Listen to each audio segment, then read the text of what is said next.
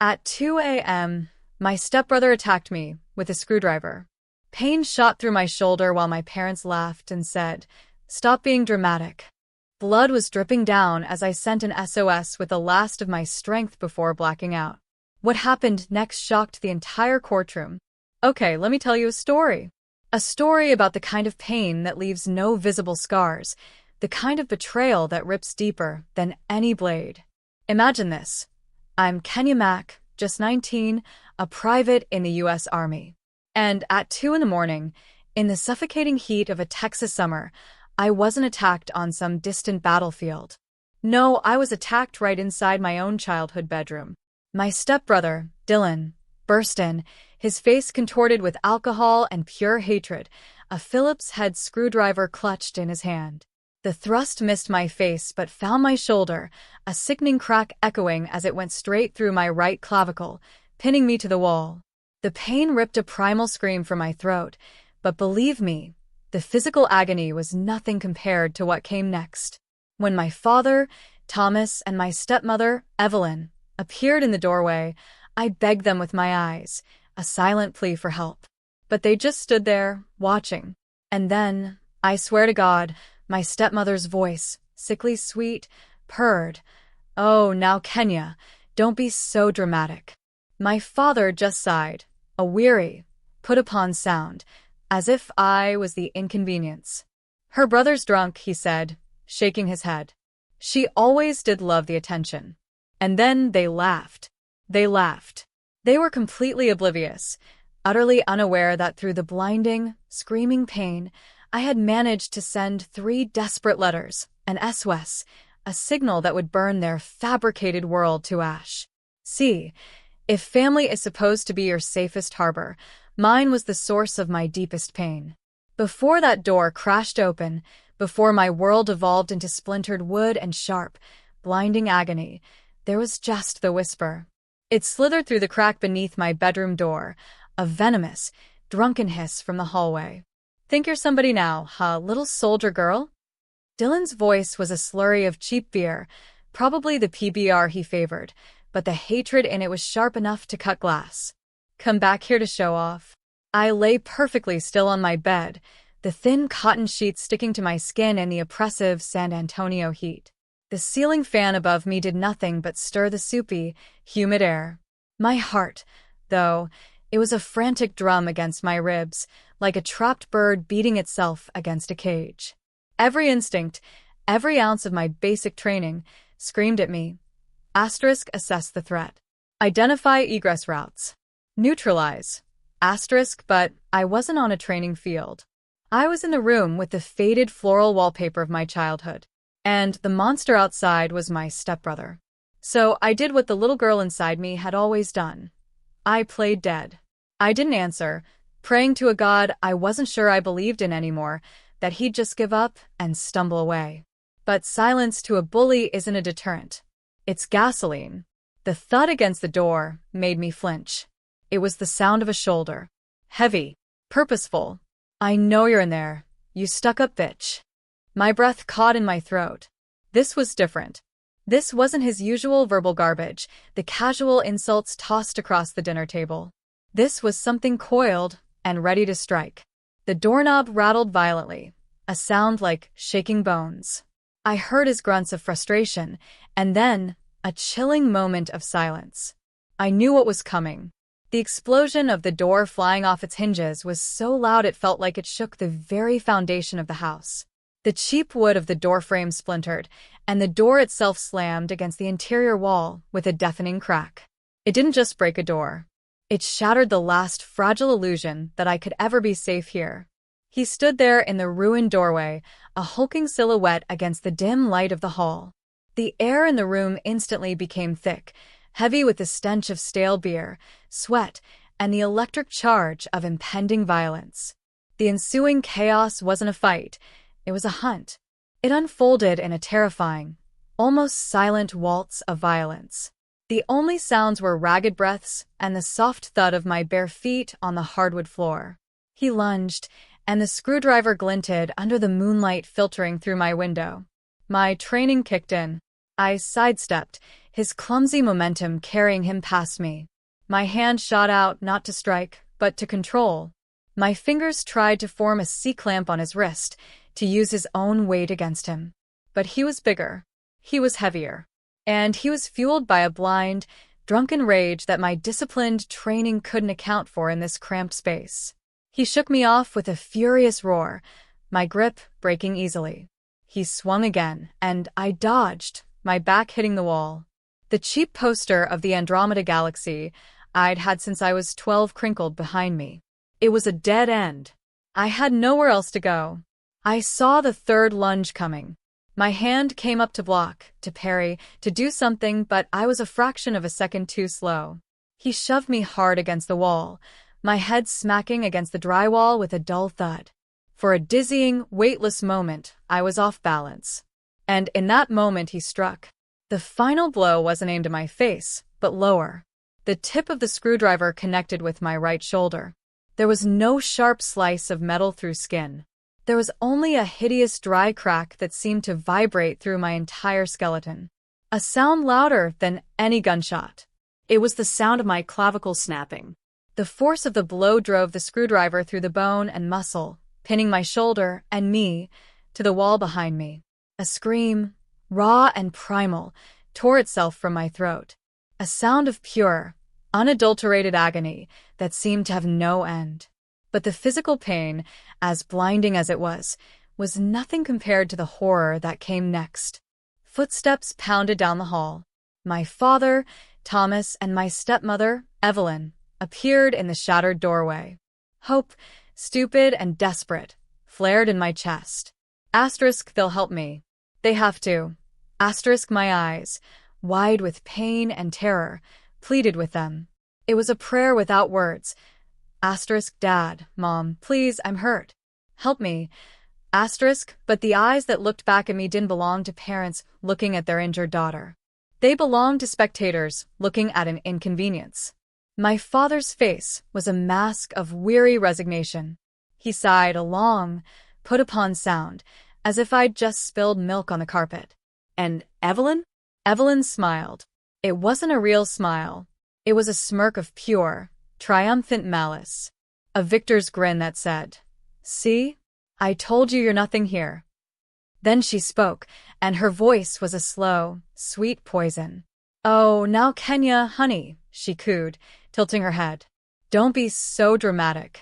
The words sucked the air from my lungs. Dramatic. The world began to tilt, the edges of my vision blurring. Through the fog of pain, I heard my father's voice, devoid of all concern, piling on the verdict. "Her brother's drunk," he said to Evelyn. "Not to me. She always did love the attention." And then they laughed. It wasn't a loud laugh, just a low, shared chuckle of amusement between them. That sound, that soft, dismissive sound, was 1,000 times more brutal than the screwdriver in my shoulder. My father didn't just abandon me. He took the side of my attacker.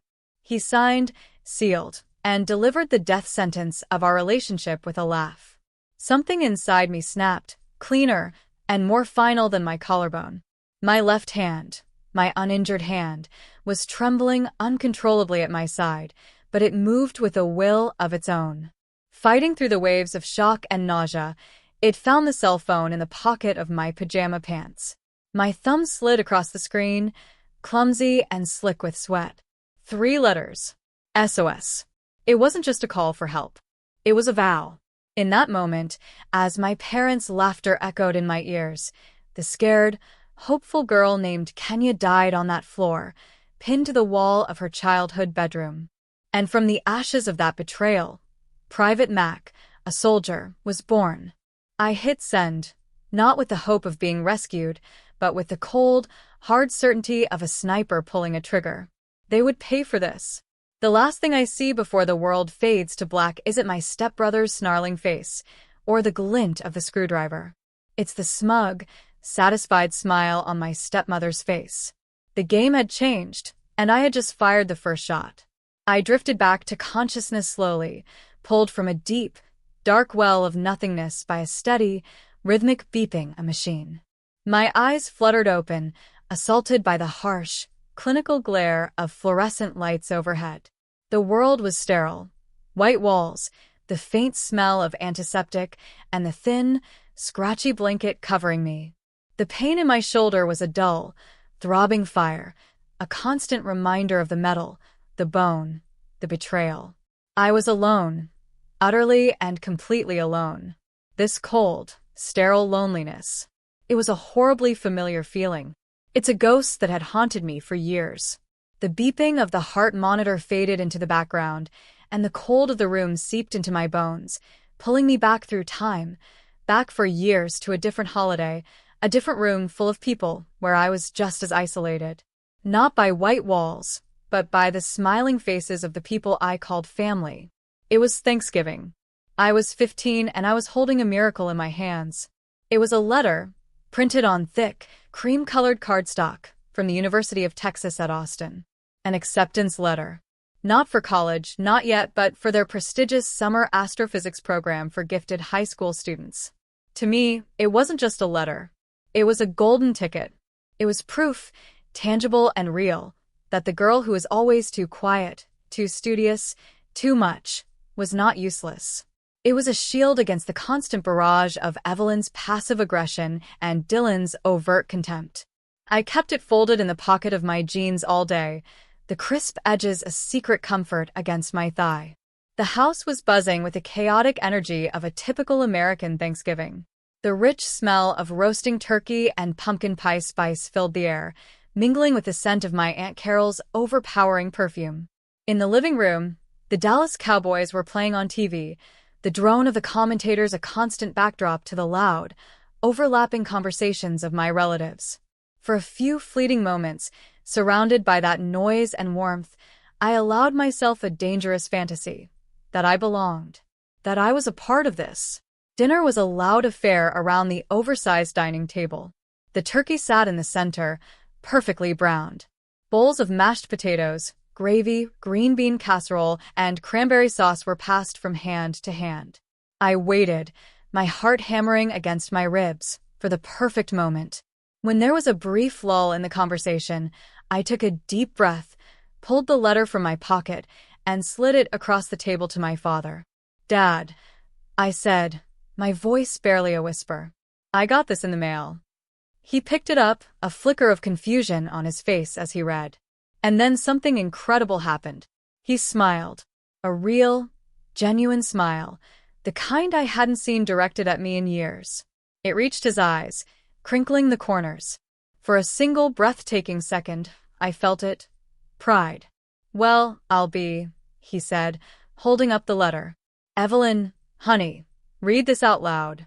Let everyone hear what Kenya has been up to." That was the moment the trap was sprung. Evelyn took the letter, her expression one of beaming maternal pride. She theatrically placed a pair of reading glasses on her nose, her red-painted nails tapping the paper. "Of course, dear," she chirped. She cleared her throat, commanding the attention of the entire table. "Oh, everyone listen to this. Kenya has been accepted into the University of Texas's summer camp for cognitive special support." She delivered the line with perfect, saccharine enthusiasm. Isn't that just wonderful? We must always support her efforts, even if she is a little different. The words hung in the air for a single, silent heartbeat. My aunts and uncles exchanged confused glances. Then the dam broke. It started with a snicker from my cousin. Then a nervous titter from Aunt Carol. Dylan, of course, threw his head back and roared with laughter. A loud, braying sound that filled the entire room. The dream shattered. I was frozen in my chair, the blood draining from my face. My entire world had just tilted on its axis. "No," I stammered, my voice sounding small and foreign.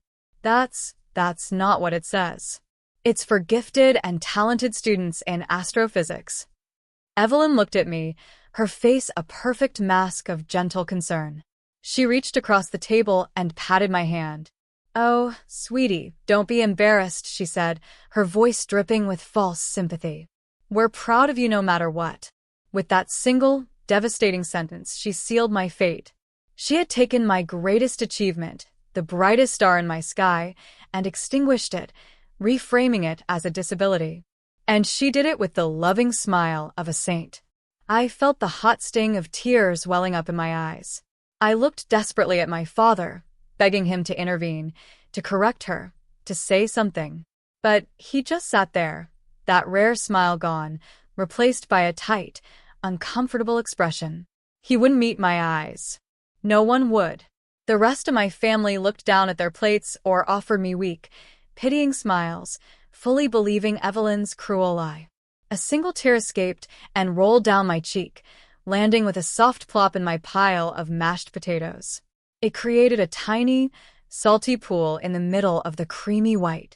That single tear was the loneliest thing in the entire world.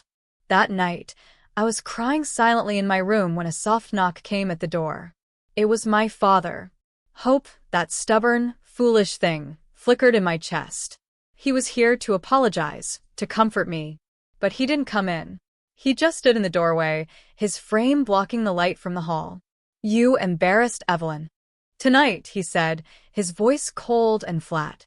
There was no warmth in it, no fatherly concern, just disappointment. "You know she didn't mean it. She was just trying to include you.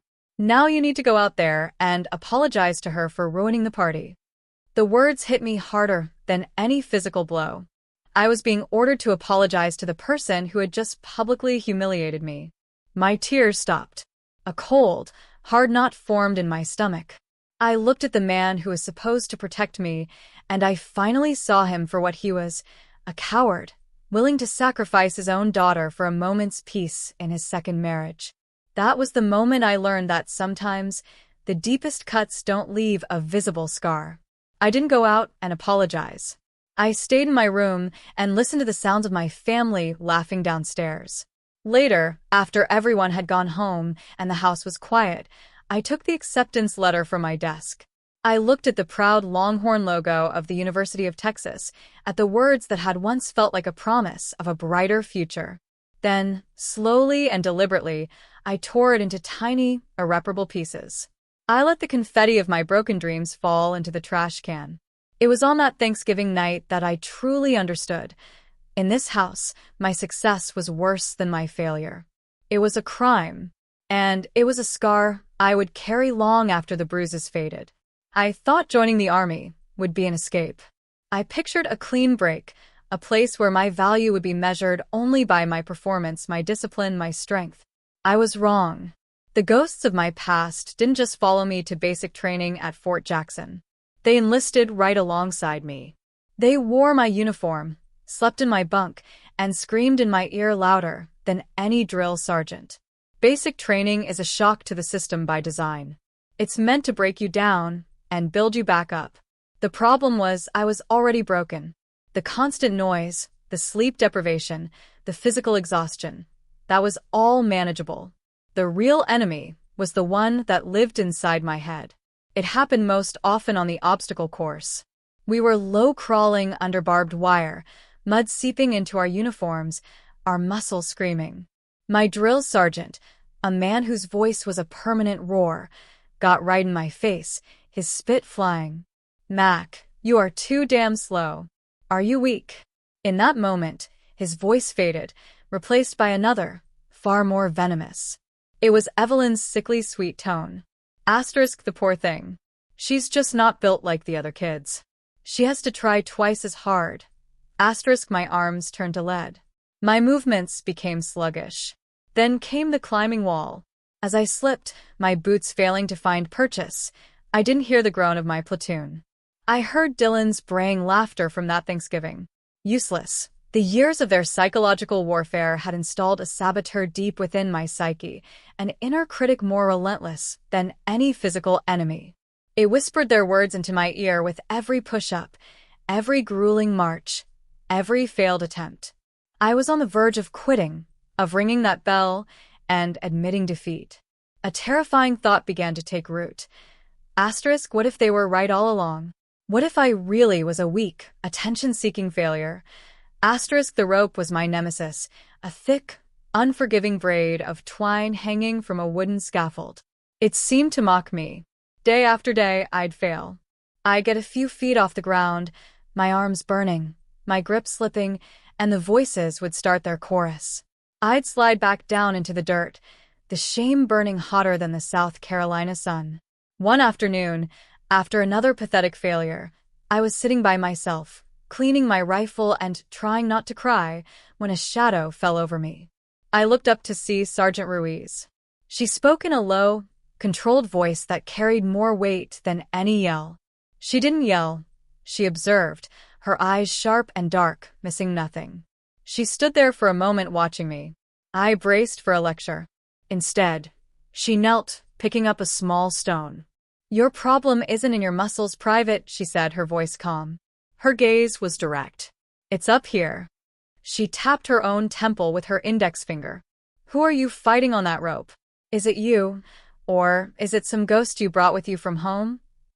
The words hit me with the force of a physical blow.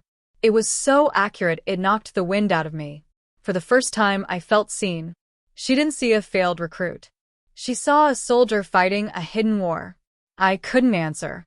I just stared, my throat thick with unshed tears. She held my gaze for another second, then stood. "Figure out who the real enemy is, Mac," she said, and walked away. Her words rattled around in my head for days. "A ghost you brought with you from home." She was right. I wasn't fighting the rope. I was fighting Evelyn's pity and Dylan's contempt. I was fighting the 15-year-old girl who had her dreams torn up in front of her. That weekend, during our brief, precious downtime, I escaped to the base library. It was a small, quiet sanctuary of order and knowledge. I was just browsing, looking for anything to distract myself, when a book cover caught my eye, Daring Greatly by a researcher named Breen Brown. I'd never heard of her, but the title intrigued me.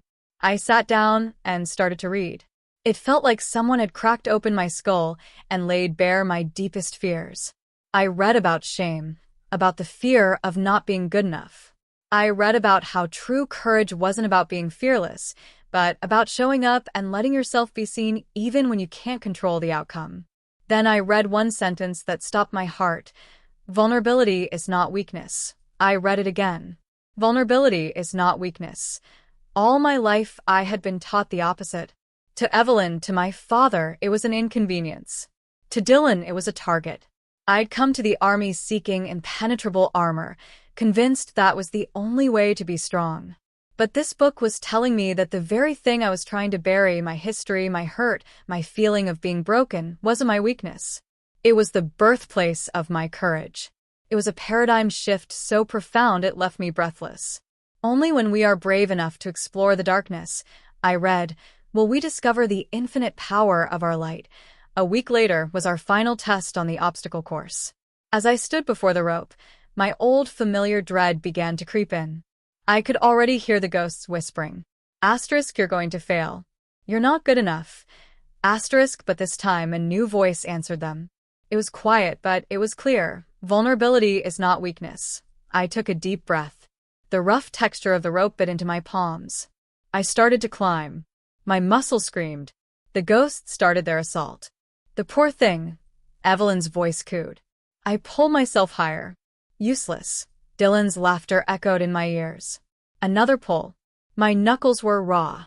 No, this wasn't a climb powered by biceps and grip strength. This was a climb powered by pure, defiant will. Every upward pull was an act of rebellion. Every inch gained was me telling the ghosts from my past they had no more power over me. I wasn't the broken little girl anymore. I was a soldier. I was a fighter. When my hand finally closed over the top of the pole, the shouts of the other recruits faded. For a moment, it was just me, hanging between the dirt and the sky. Then the silence was broken by a single whoop from someone in my platoon, and suddenly the air erupted in cheers. I slid down the rope, my hands burning, my body trembling with exhaustion and adrenaline. Across the field, I saw Sergeant Ruiz. She wasn't cheering. She just watched me, and then she gave a single, almost imperceptible nod. It was more validation than my own father had ever given me. I had done it. I had conquered the rope. But as I stood there catching my breath amidst the celebration of my platoon, a new, unsettling question took root. I had conquered the rope, but how could I win this war when I couldn't even win the one inside my own head? The cheers of my platoon faded into a dull roar in my ears as I walked away from the rope. I had won. I had climbed the unclimbable, silenced the ghosts, and earned a moment of victory. But as I found a secluded spot on the bleachers overlooking the now empty training field, the adrenaline ebbed away, leaving behind a profound and unsettling hollowness. The victory felt like a single battle won in a war that had no end. The real enemy wasn't a rope in South Carolina. It was a permanent resident in my own mind, and that battlefield was a lonely, desolate place. I sat there, lost in thought, as the sky began to bleed from dusty blue into shades of orange and pink. The sounds of my platoon celebrating in the distant barracks only amplified my isolation. That's when I saw her.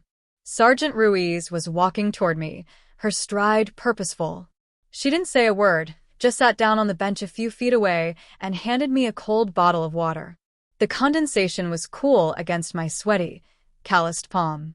We sat in silence for a few minutes, watching the last rays of sun disappear. "Friday night," she said finally, her voice even and calm, breaking the quiet. "My place. I'm making chili if you don't have plans." I turned to look at her, completely stunned. The words were so simple, so casual, yet they felt monumental. It wasn't an order. It wasn't a condescending offer of pity. It was just an invitation. In my entire life, I couldn't remember a single time an adult had invited me to their home with such straightforward, unconditional kindness. My family's invitations were always transactions, barbed with expectations and a hidden price tag. This was different. This felt like a lifeline, thrown quietly and without fanfare. I couldn't find my voice, so I just nodded, a lump forming in my throat. On Friday evening, I stood outside her apartment door, my knuckles hovering in the air, suddenly terrified. What was I doing here? What would we even talk about? But before my anxiety could convince me to turn and run, the door opened.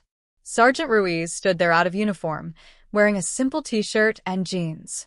She looked smaller somehow, more human. "Hey, Mac," she said with a small smile. "You found it. Come on in." The first thing that hit me was the smell. Not the sterile lemon scent of my stepmother's house, but something warm and rich and real. Cinnamon, cumin, and something else like old books and worn leather. Her apartment was small and unassuming, but it felt lived in. A stark contrast to the perfect, magazine-ready prison I grew up in. There were no expensive paintings on the walls, just framed photos of Ruiz with her army buddies in various dusty, sun-bleached locations around the world. Souvenirs from her deployments were neatly arranged on a bookshelf, a painted Russian doll, a carved wooden elephant, a heavy-looking brass compass. A huge old German shepherd with graying fur around his muzzle lumbered over, sniffed my hand, and then leaned his entire body against my leg with a contented sigh. I instinctively started scratching him behind the ears. "That's Gunnar," Ruiz said. "Don't mind him. He's decided you're acceptable." She didn't pepper me with questions about my past or why I was so quiet. She just treated me like a normal person. She asked if I wanted a Coke, and we sat on her worn-out couch and talked about the most wonderfully mundane things. We complained about the Texas humidity and made fun of a cheesy action movie that was playing on her small television. She asked in the most casual way, "So, how are you feeling today?" And the question was so genuine, so free of any agenda, that it almost made me cry. When the chili was ready, we sat at her small kitchen table. She ladled a generous amount into a thick ceramic bowl for me, followed by a hefty slice of golden brown cornbread. The chili was dark and rich, with just the right amount of spice that warmed me from the inside out. As I took the first bite, a profound realization washed over me.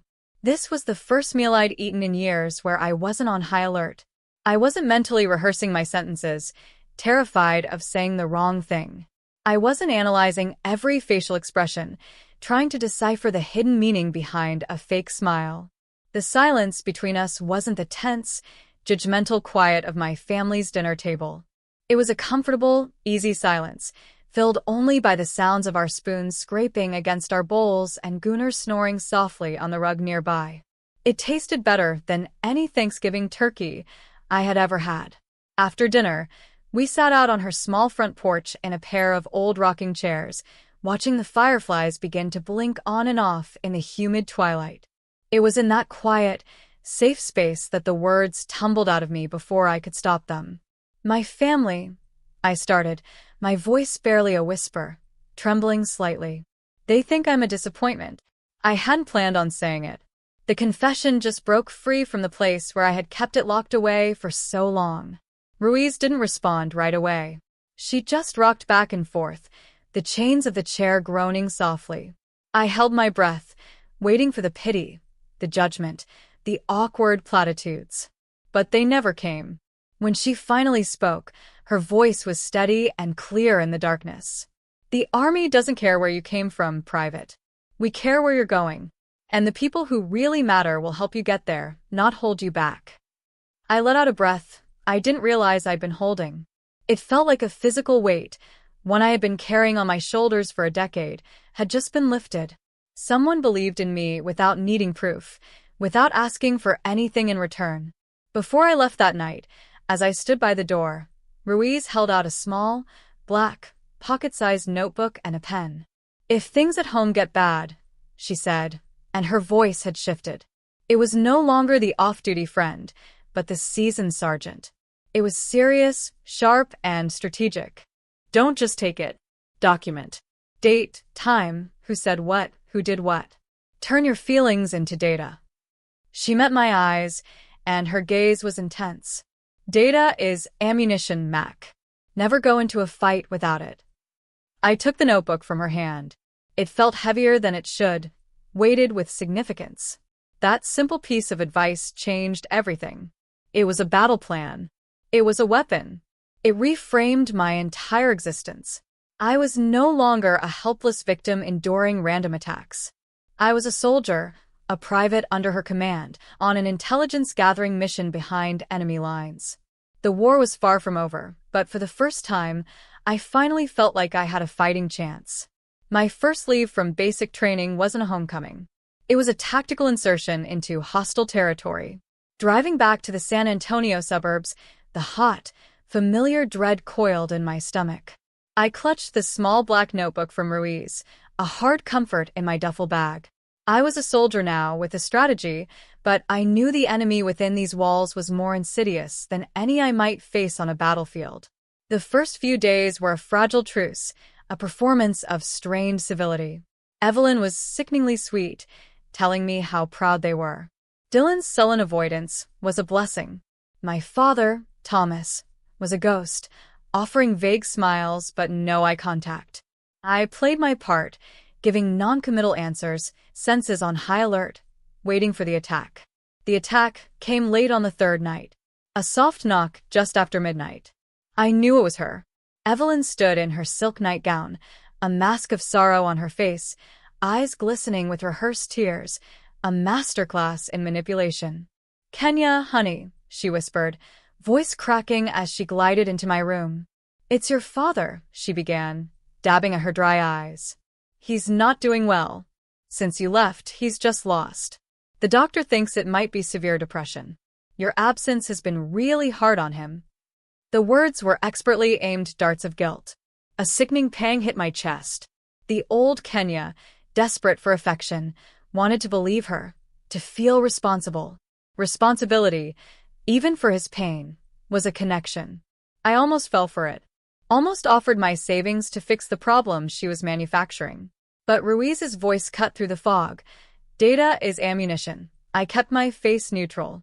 "I'm sorry to hear that," I said, words like stones in my mouth. "What does the doctor recommend?" Evelyn's eyes lit up. "He's recommended a special therapy program, a wonderful facility, but it's very expensive. With Dylan's troubles, money is tight." She looked at me, pleading. I didn't want to ask, but with your army salary, I held her gaze. "I'll have to think about it." The old Kenya would have agreed. The new Kenya was buying time. The next morning, I waited until they were gone. The house was finally, blessedly silent. I walked to my father's study, a room I was never allowed to enter as a child. My heart hammered against my ribs, not with fear, but with a cold, determined resolve. This wasn't snooping. It was reconnaissance. I didn't have to look hard. In the top desk drawer, under old bills, was a folder. Inside, there was no doctor's referral. Instead, a thick stack of threatening letters from the L'Auberge Casino in Lake Charles, Louisiana. All addressed to Dylan. The amount he owed was truly staggering. Behind them was a final warning from our bank about the mortgage. They weren't struggling because my father was sad. They were drowning because my stepbrother was a gambling addict. The rage that filled me was cold and sharp, a focused, tactical fury. There was no depression, just a web of lies designed to bleed me dry. Asterisk data. Ammunition. Asterisk that evening, I was ready. I found Evelyn in the kitchen, waiting until we were alone. My phone was in my pocket, the voice memo app already running. I was in Dad's study this morning. I began, my voice steady. I saw the letters from the casino about Dylan's debt. Evelyn's sorrowful mother persona vanished. Her face hardened, her eyes turning to steel. The mask was off. "So what?" she snapped, her tone low and dangerous. "He's your brother. You have a responsibility to help him. What's the point of that military paycheck if you're not going to use it to take care of your family?" "He's not my brother," I stated calmly. "And I'm not paying for his damned gambling addiction." Her eyes narrowed. The fake sweetness was completely gone, replaced by pure venom. "You think you're so much better than us now, in your little uniform?" She stepped closer, her voice a low, venomous hiss. "Don't you forget who raised you. You will regret being so ungrateful, Kenya. I'll make sure of it." I didn't flinch. I just stood there. When she was done, I turned and walked away. In my pocket, my phone had captured every single word. Click. My first piece of hard evidence. My refusal detonated a Cold War. Dylan, no longer hiding his resentment, began a campaign of petty sabotage. He'd accidentally knock over my coffee onto my book. He'd use up all the hot water before my shower. They were childish, pathetic acts of aggression, relentless and designed to wear me down. I said nothing. I just documented everything. The final straw came a few days before my leave was over. I went to my closet for my spare dress uniform, the one I kept meticulously pressed and cared for. It was my pride, a symbol of everything I had accomplished on my own. It wasn't there. A cold dread washed over me. I searched my room, and then I found it. It had been thrown in a heap in the corner of Dylan's closet, crumpled into a ball, covered in dust and what looked like a smear of grease. It was a deliberate act of desecration, a silent, unambiguous message. I didn't yell. I didn't cry. I calmly took out my phone, my hands perfectly steady. I took a photo of the uniform, crumpled and stained on the floor. I took a close-up of the grease smear. Then I picked it up and walked back to my room, closing the door behind me. My arsenal was growing. The Cold War was at its breaking point.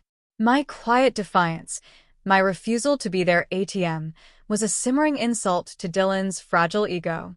The petty sabotage wasn't working. I wasn't breaking, so he decided to escalate, to burn me to the ground, symbolically. I had just gotten back from a run, feeling strong, clear-headed. As I reached for the back door, he stepped out from the garage, blocking my path. His eyes were bloodshot, his face a twisted sneer, the air thick with the smell of cheap beer. "You're not going to give me the money, are you?" he slurred, his voice a low growl. It was an accusation, not a question. I didn't take the bait. "I told you, Dylan. I'm not paying for your mistakes." A dark, manic grin spread across his face. "Fine," he spat. "Then I'll just take something else of yours." Before I could react, he shoved past me and stormed into the house. A cold shock of adrenaline shot through me. I sprinted after him, my heart hammering against my ribs like a trapped bird. "Dylan, what are you doing?" I followed him to my bedroom. The door was wide open. He was at my closet, pulling out the one thing he knew was sacred to me. Not my laptop, not my books. He was pulling out the heavy garment bag that held my army service uniform, my Class A uniform. It wasn't just a set of clothes. It was a testament, earned through blood, sweat, and tears. The crisp blue fabric, the polished brass buttons, the gleaming metals, the sharp creases I'd spent hours perfecting. It was the symbol of my escape, my new identity, my honor. It was the physical manifestation of the oath I had sworn not just to my country, but to myself. "Dylan, stop!" I screamed, pure panic rising in my throat. "Don't you touch that." He just laughed, a wild, unhinged sound that echoed in the small room. He turned, holding the uniform like a trophy, his eyes filled with triumphant hatred. "This is what you care about, right? This stupid costume." He bolted from the room, heading for the back door. I ran after him, my mind screaming. Out into the glaring Texas sun of the backyard he went, dragging the garment bag behind him. He ripped the uniform out and threw it onto the yellowing grass. Just then, the sliding glass door to the patio opened, and Evelyn and my father stepped out. They didn't look alarmed. They didn't move to intervene. They looked like spectators who had paid for front row seats to a show. Dylan saw his audience, and his cruelty swelled. He puffed out his chest and shouted, his voice carrying across the neighboring fences. "Hey, everybody, come and see the little soldier girl and her clown suit. The piece of trash who thinks she's too good for her own family." My blood ran cold. I started to lunge forward, a desperate, primal need to save my uniform. But a hand clamped down hard on my upper arm, holding me back. It was my father. I turned to him, my eyes pleading. "Dad, stop him, please." He just shook his head, his face a mask of weary resignation. He wouldn't even look at me. He looked at the uniform on the ground. "Just let him be, Kenya," he said, his voice flat. "It's just a set of clothes. Just a set of clothes." The words struck me with the force of a physical blow. In that single sentence, he invalidated everything I had fought to become. He erased my struggle, my sacrifice, my pride. Dylan grabbed the red plastic gas can by the lawnmower. The sharp, nauseating smell of gasoline filled the air as he poured it over the dark blue jacket, soaking the fabric I had cared for so meticulously. He splashed it over the medals, the ribbons, the rank insignia. "No!" I screamed, struggling against my father's grip, but he held me fast. Then Dylan pulled out a matchbook. He struck a match. The small flame flickered in the sunlight, a tiny, terrible star. He tossed it. The world erupted in a whoosh of orange and black. The fire exploded to life, a hungry, roaring beast. It devoured the uniform instantly. I watched in horror as the flames licked at the fabric, curling the edges into black ash. I saw the colorful ribbons on the chest blister and melt into unrecognizable plastic slag. The very symbol of my honor was being consumed in a bonfire of his jealous rage, right in front of me. I stopped struggling. I just watched it burn. I tore my eyes away from the fire and looked at my parents. They weren't smiling, but their eyes were filled with a quiet, sickening satisfaction. The look of bullies who had finally dragged their victim down to their level. In their minds, they had just won. In that instant, something inside me shifted. The hot, frantic panic was washed away by a wave of something terrifyingly calm. The tears in my eyes evaporated. The screams died in my throat. A profound, glacial stillness settled over me. I turned my head slowly and looked directly at my father, whose hand was still clamped around my arm. I didn't raise my voice. I spoke each word with a cold, deliberate precision, the sound cutting through the crackle of the flames like shards of ice. "Let me go." He blinked, startled by my tone. Now, there was something in my voice, a finality he had never heard before, that made him flinch. His grip loosened, and he let go. I walked forward, my steps even and measured, until I stood just a few feet from the smoldering, blackened ruin on the grass. Dylan was still standing there, a smug, victorious smirk on his face. I didn't look at the ashes. I looked right into his eyes. I didn't shout. I didn't cry. I spoke just loudly enough for all three of them to hear every single word clearly. "This is the last time," I said, my voice devoid of all emotion. "The absolute last time any of you will touch what is mine. The last time you will disrespect me. The war you wanted? You've got it." Then I turn my back on them, on the ashes of my uniform, on the entire toxic wasteland of my childhood. I walked back into the house, up the stairs to my room, and locked the door behind me. I pulled out my phone. My hands were perfectly steady. I sent a short, encrypted text to Sergeant Ruiz. "Need to talk. Urgent." The Cold War was over. The hot war was about to begin. And I finally realized that the attack in the backyard was just a prelude. The main assault was coming tonight. That was the night Dylan would come for me with a screwdriver. That was the night it all truly began. Locked in my room, the smell of gasoline and burnt fabric still clinging to the air, I stared at the single word that flashed on my phone screen. Acknowledged. The reply from Sergeant Ruiz was immediate, a beacon of calm in the chaotic aftermath of the fire. My heart was still hammering against my ribs, but the cold resolve that had settled over me in the backyard was hardening into something solid, something strategic. The shaking in my hands had stopped. I was no longer a daughter in shock. I was a soldier awaiting orders.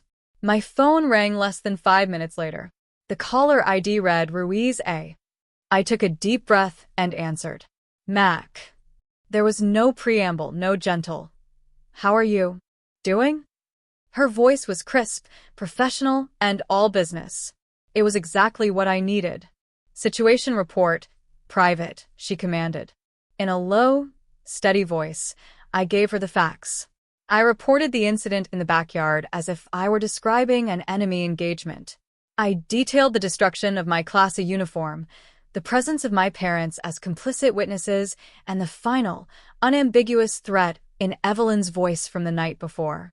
I recounted the years of manipulation, the financial extortion, the systematic campaign to undermine my confidence. I told her about the evidence I had collected. The voice memo, the photographs of the ruined uniform, the gambling debts. I spoke for 10 minutes straight, uninterrupted. When I finished, there was a brief silence on the other end of the line. I could hear her breathing, slow and controlled. "Good," she finally said, and the single word was a validation of everything I had done. "You have your ammunition. Now you need a general. Write this down." I grabbed the black notebook she had given me. "David Chun. He's with an organization in Austin called the Warriors Aegis. It's a pro bono legal group for veterans. Chun is a former JAG prosecutor. He's tough, he's smart, and he doesn't lose. Tell him Elena Ruiz sent you. And Mac," her voice grew even more serious, "from this moment on, you do not engage with them alone. All contact goes through your lawyer. Understood?"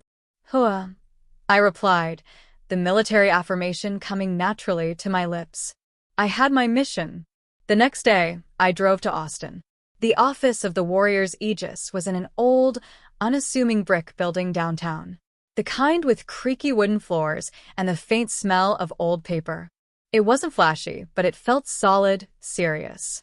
David Chun was a compact Asian-American man in his late 40s. He was smaller than I expected, dressed in a sharp suit, but his presence filled the room. He had the sharp, intelligent eyes of a hawk, and they missed nothing. He shook my hand firmly. "Sergeant Ruiz called ahead," he said, his voice direct. He gestured for me to sit. "She holds you in high regard." He didn't ask me how I was feeling or waste time with pleasantries. He got straight to the point. "Show me your evidence." This was a language I understood. I laid out my file on his polished mahogany desk. The voice recording of Evelyn's threat, the time-stamped photos of my desecrated uniform, the copies of Dylan's gambling debts from the Louisiana casino, the bank statements showing the money I had sent them under duress. I presented it all in chronological order, a cold, hard litany of my family's crimes. He examined each piece of evidence in complete silence, his expression unreadable. He put on a pair of reading glasses to study the fine print on the bank statements. He played the audio file, listening intently, his head cocked to one side. The silence stretched on, thick with tension. My own hope hung in the balance. Finally, he took off his glasses and looked up at me. He nodded slowly, a single decisive gesture. "This is more than enough," he said, his voice laced with a quiet intensity that sent a jolt of relief through me. "We have a case." For the first time since this whole nightmare began, I felt a flicker of genuine hope. It wasn't just my pain anymore. It was a case. It was real. It was something that could be fought and won. "They are bullies, Private Mac," Chin continued, steepling his fingers. "And bullies only understand one thing, a superior show of force. We are not going to file a police report. Not yet. That's a messy public battle. We are going to set a trap. A Trojan horse." He leaned forward, his eyes gleaming with strategic brilliance. "They want money, so we're going to let them think they're about to get a windfall." He laid out the plan, and it was as audacious as it was terrifying. "You're going to call them. You will tell them that you've reconsidered, that you were wrong, and that you will agree to help with Dylan's debt. You will offer to sign the paperwork to leverage the equity in the house, the portion your father left you in his will." But he held up a finger. "The signing will not happen at a bank. It will happen here in this conference room. That will be our killbox." My blood ran cold at the thought. Go back there. Face them again. Lie to their faces. It felt impossible. But then I looked at David Chen, at the unwavering confidence in his eyes, and I remembered who I was. I was a soldier. This was my assignment. That evening, I sat in my car in a quiet parking lot, my heart pounding. It was time to deploy the bait. I took a few deep breaths, summoning every ounce of acting ability I possessed. I thought about the scared 15-year-old girl at the Thanksgiving table. I thought about the way their laughter had echoed in my ears. I channeled all of that vulnerability into my voice and dialed Evelyn's number. She picked up on the second ring. "What do you want, Kenya?" she answered, her voice cold and hostile. I let out a shaky, manufactured sob. "Mom." I choked out, hating the word as it left my lips. "I've been thinking, and you were right." I sniffled, making it sound as pathetic as possible. "Family is everything. I was wrong to be so selfish. I'll sign the papers. I'll do whatever it takes to help." There was a stunned silence on the other end. I could almost hear the greedy gears turning in her head.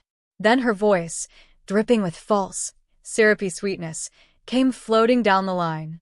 "Oh, Kenya honey, I knew you'd do the right thing. Your father will be so relieved. You're such a good girl." The praise that I had once craved now turned my stomach. My legal advisor for my military benefits said he needs to oversee the signing. I added, repeating the script Chun had given me. "We have to do it at his office in Austin." "Of course, honey, whatever you need," she chirped, completely oblivious. She didn't question it for a second. Greed had made her blind. They had taken the bait. The trap was set. I hung up the phone, my hand trembling slightly, not from fear, but from the adrenaline of the performance. I took a deep, steady breath. I was walking back into the fire, back into the war zone. But this time, I wasn't going in alone. And this time, I was the one holding all the weapons. The day of the meeting, I felt a strange and profound calm. It wasn't the absence of fear, but a clarity that pushed fear into the background. I was a soldier walking into a planned engagement. I knew the terrain. I knew the objective. And I had superior firepower. I wore my Class A uniform, the replacement I had painstakingly acquired, not as armor, but as a statement. When I walked into David Chen's conference room, I was not Kenya, the broken daughter. I was Private Mac, United States Army. I was their first, seated beside Chun at the head of a long, polished conference table. He was a picture of professional calm, arranging files with meticulous precision. Across the room, in a chair in the corner, sat a uniformed Austin police officer, a woman with a calm but watchful demeanor. And by the window, looking out over the city, stood an older man with a kind face and sad eyes, Mr. Miller, my former next-door neighbor, a retired cop. The pieces were in place. Then the door opened, and they walked in, the victors arriving to claim their prize. They were beaming, radiating a smug, triumphant energy that was almost suffocating. Dylan was practically bouncing on the balls of his feet, already spending the money in his head. "Going to get me a new truck," he whispered loudly to my father, who clapped him on the back. Evelyn glided over to me, her face a mask of maternal pride. She placed a hand on my uniformed shoulder.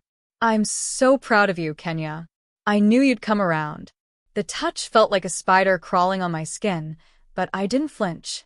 I just looked past her, my face a blank slate. They took their seats opposite us, their greed making them oblivious. They didn't notice the police officer in the corner or pay any mind to the older man by the window. They just saw the stack of papers in front of Chun, the documents they believed held their salvation. I sat in silence, my back ramrod straight. I waited for my general to begin the assault.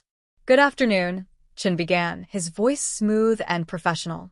He pushed a single document across the table. "This is the proposed agreement to leverage Ms. Mack's equity in the property." He let them look at it, savoring their moment of triumph.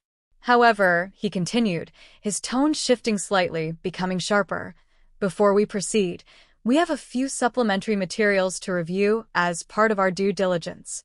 He picked up a remote. The large screen on the wall, previously dark, flickered to life.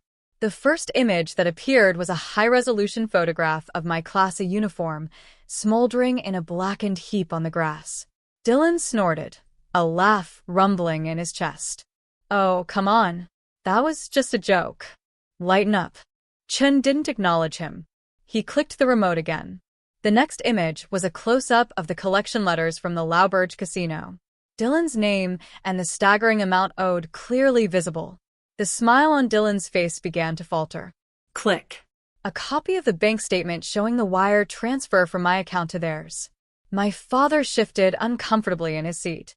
The smug atmosphere in the room was rapidly evaporating, being replaced by a thick, cold tension.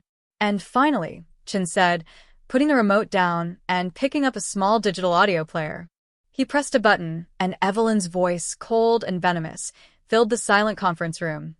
"Asterisk, you think you're so much better than us now, don't you? In your little uniform. You will regret being so ungrateful. Kenya. I'll make sure of it." Asterisk, the color drained from Evelyn's face. She looked like she had been slapped. That's illegal," she stammered, her voice a shrill squeak. "You recorded me without my permission." A thin, cold smile touched David Chen's lips. "Actually, ma'am, in the state of Texas, we operate under one-party consent, and Private Mac consented." He leaned back in his chair. "So, it's perfectly admissible." That's when the dam broke. "You little bitch," Dylan roared, slamming his fists on the table and lunging to his feet. "I'll kill you." Instantly, the police officer was out of her chair, her hand resting firmly on the butt of her holstered Glock. "Sit down," she commanded, her voice ringing with authority. "Now." Dylan froze, his face purple with rage, and slowly, shakily, sank back into his seat. My father looked like he was about to faint. Chun let the tension hang in the air for a moment longer before gesturing towards the man by the window, who now turned to face the room. "And this," Chun said, his voice calm and steady, "is Mr. Miller. I believe you know him. He was your neighbor for 15 years. He's also a retired detective with the San Antonio PD." Evelyn and Thomas stared at him, their faces a mask of pure, unadulterated horror. Recognition dawned. "Mr. Miller," Chin continued, "was in his yard on the day of the joke. He is prepared to testify under oath about witnessing Dylan's verbal threats, the act of arson, and your presence as complicit, and I quote, cheering spectators. It was over. I could see it in their eyes. The fight had gone out of them, replaced by the stark, cold terror of cornered animals. Evelyn stared at Thomas, her mouth opening and closing, but no sound came out. They had lost, and they knew it. Chun let the silence stretch, letting the weight of their defeat crush them. Then he slid a different set of documents across the table. It was 2 pages, bound with a simple staple. "You have 2 options," he said, his voice now like steel. "Option 1. I take this entire file, the audio, the photos, the financial records, and Mr. Miller's sworn testimony, and I walk it down the hall to the district attorney's office. Dylan will face felony charges for assault and arson. You and your husband," he looked directly at Evelyn, will face charges for conspiracy and felony fraud. You will all likely do jail time." He paused, letting the words sink in. "Or there is option 2. He tapped the 2-page document. "You sign this agreement. It states that you relinquish all and any claim to the house, transferring the deed entirely to Private Mac. You will vacate the premises within 30 days. Furthermore, you will sign a legally binding no-contact order. You will never again attempt to contact, harass, or approach Private Mac in any way, shape, or form for the rest of your lives." 30 days. On the 31st day, I stood alone in the doorway of my childhood home, new key in hand. The moving truck had rumbled away the afternoon before, a final, unceremonious departure. The house was mine, and it was terrifyingly silent. I walked through the empty rooms, my footsteps echoing on the bare hardwood floors. The silence was a physical presence, a heavy blanket over everything. They had taken all the furniture, leaving ghosts behind. Faded squares on the walls marked where Evelyn's curated family photos, the ones that never included me, had once hung. It was as if they had never been here, yet their presence was everywhere. I made my way to my old bedroom, the scene of the attack. My hand went instinctively to the wall by the doorframe. There it was, a small, deep indentation in the drywall, a permanent scar from Dylan's screwdriver. I traced its outline with my finger. I had won legally. I was the victor. I owned the house, and they were gone, bound by a no-contact order. But standing there, it didn't feel like a victory. It felt like the ceasefire after a brutal war. The fighting was over, but the battlefield was scarred, and the cost had been immense. The last few weeks had been a blur of logistics and paperwork. Chun had handled everything with ruthless efficiency. They had signed the papers in his office without another word, their faces pale and drawn. They had packed under the watchful eye of a court-appointed supervisor. There were no dramatic confrontations, no final showdowns. They had simply vanished from my life, leaving a vast, echoing emptiness in their wake. I walked down to the kitchen and sat on the floor, my back against the cool cabinets. Forgiveness. The word had been rolling around in my head for days. I thought of my grandfather reading to me from his worn Bible on the porch in Corpus Christi. I remembered a line he often quoted, the words of Jesus on the cross, "Forgive them, for they know not what they do." As a child, I thought it was about their ignorance. Now I understood it wasn't about them at all. Forgiveness wasn't an act of absolution for the guilty. It was an act of liberation for the wounded. It wasn't about excusing their actions. It was about refusing to let their poison continue to run through my veins. It was about my own peace. I knew I couldn't call my father. A phone call would be an invitation for more manipulation. So instead, I found a pen and a single sheet of paper in a drawer. I sat at the empty kitchen counter where he used to read the paper every morning, and I wrote him one final letter. I didn't accuse him. I didn't list his failures. I just told him my truth. "Dad," I wrote, I think I spent my entire life trying to earn a single genuine smile from you. Just one. But on the night I needed you the most, the night I was bleeding in my own room, the smile you gave was for them. You chose your comfort over your daughter. I am done trying to earn something that you are incapable of giving. My hand paused, the pen hovering over the paper. Then I finished it. I forgive you.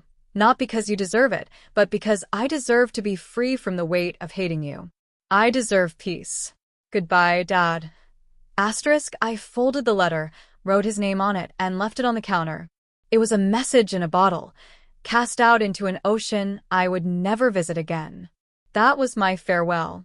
A few days later, my phone buzzed with a notification, a new voicemail. It was my father's number.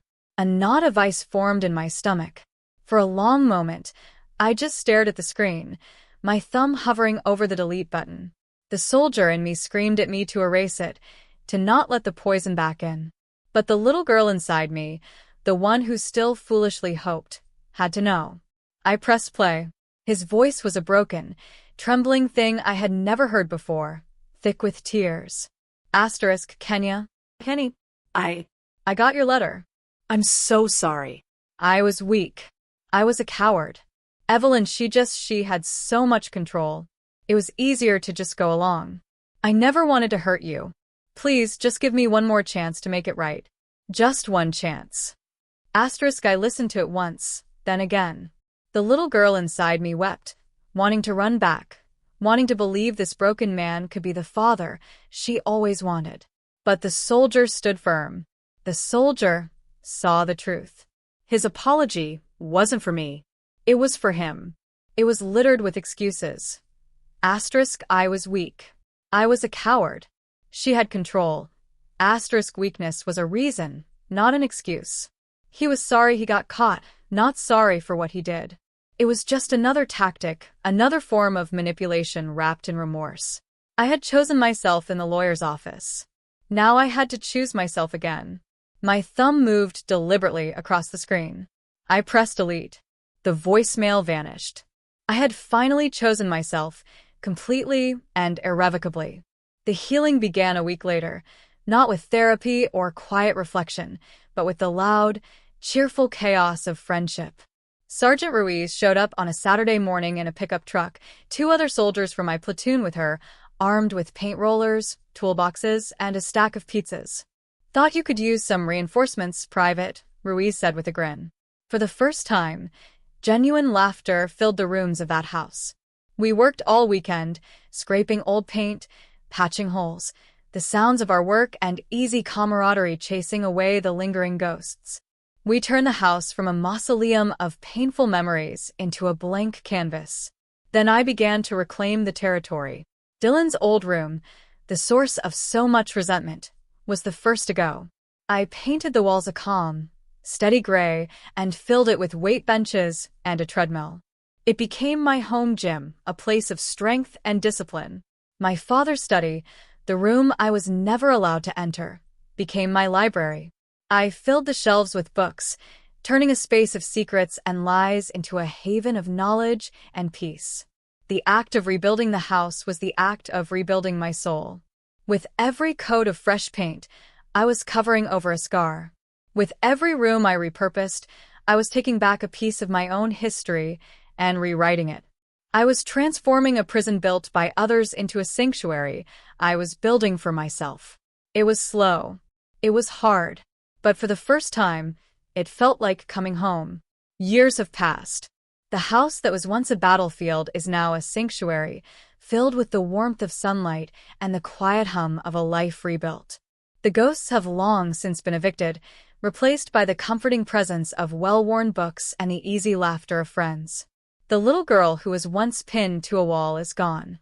In her place stands a woman, a sergeant in the United States Army. Me. Sometimes, in the quiet moments of the morning before I put on my uniform, I'll stand in front of the mirror and look at my right shoulder. The scar is still there. It's a pale, silvery line against my skin now, faded with time, but it will never truly disappear. And I am grateful for that. For years, I saw it as a mark of shame, a brand of my family's betrayal. But I don't see it that way anymore. I've come to realize that this scar is the most important medal I have ever earned. It wasn't awarded to me in a ceremony. It was forged in fire and pain. It's not a symbol of my weakness. It's a permanent reminder of the war I survived, of the moment I chose to fight back, of the strength I never knew I had. It is my scar of honor, and it tells a story I was finally ready to share. I knew my story couldn't end with me, safe within the newly painted walls of my home. The weapons that David Chun and Sergeant Ruiz had given me, strategy, data, and a voice, were too powerful to keep to myself. I started working with Chun and the Warriors Aegis, volunteering on weekends. Together, we established a new outreach program, a specialized branch aimed directly at service members trapped in the silent horror of domestic abuse. We called it Operation Open Eyes. Our mission is simple: to help soldiers and veterans recognize the signs of abuse, to provide them with the legal and psychological resources to fight back, and to show them that they are not alone. I became one of its lead advocates. The voice that was once silenced by fear now echoes in auditoriums and conference rooms at military bases across the country. I stand on stages in front of young men and women in uniform, and I tell them my story. I tell them about the gaslighting, the manipulation, the violence. I show them that abuse doesn't always wear the face of a monster. Sometimes it wears the face of family. And I teach them how to turn their pain into data, their fear into a strategy, and their silence into a testimony. The work is my purpose. It's the legacy I am building, not on a foundation of anger, but of resilience. But my strength isn't just forged in the present. It's rooted in the past.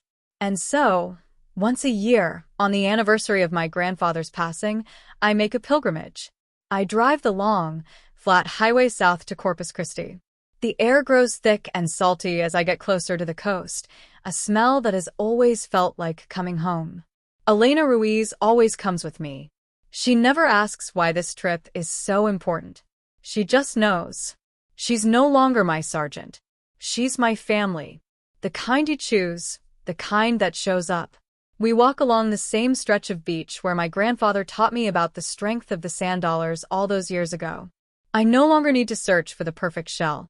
I don't need to hold it in my hand to feel his strength anymore, because I finally understand that he wasn't talking about the shell. He was talking about me. His strength is a part of me now, woven into the very fabric of my being. I stand at the edge of the water, letting the warm Gulf waves wash over my bare feet, and I talk to him in the whisper of the tide. I'm still fighting, Grandpa, I say to the endless blue horizon. And I'm winning. That is the story I carry with me. That is the legacy I share. And it all culminates in moments like this. I'm standing on a stage at Fort Jackson, the same base where I nearly broke. The auditorium is filled with hundreds of new recruits. Their faces a mixture of pride, excitement, and a deep, underlying fear. They are so young. They remind me of myself. I look out at them, and then I look directly into the camera that is live-streaming my speech to thousands more across the world. I raise my hand and gently touch the scar on my shoulder, a gesture that has become my signature. They tried to pin me to a wall, I say, my voice clear and steady, amplified by the microphone. They tried to define me with their words, their anger, and their violence. They tried to break me, but all they did was set me free. I let my eyes travel across the sea of young faces, meeting as many of their gazes as I can. Real strength isn't about never falling. It isn't about never feeling weak or scared. Real strength is what happens when you have been pinned down, when you have been betrayed, when you have been abandoned by the very people who are supposed to protect you, and you still find a way to send out your signal. I lean closer to the microphone, my voice dropping to a more intimate, personal tone, speaking not just to the room, but to every single person listening in every corner of the world. If you are hearing this right now and you feel pinned down, if you feel trapped in a battle that no one else can see, I want you to know that you are not fighting alone. Your signal has been received. In the comment section of this video, I want you to do one simple thing. I want you to write, "I see you." That's it. No story, no explanation, unless you want to share. Just, "I see you." Let's create a signal flare so bright that it lights up the dark corners of the world. Let's show everyone who is fighting in silence that an entire army is here, ready to fight with them.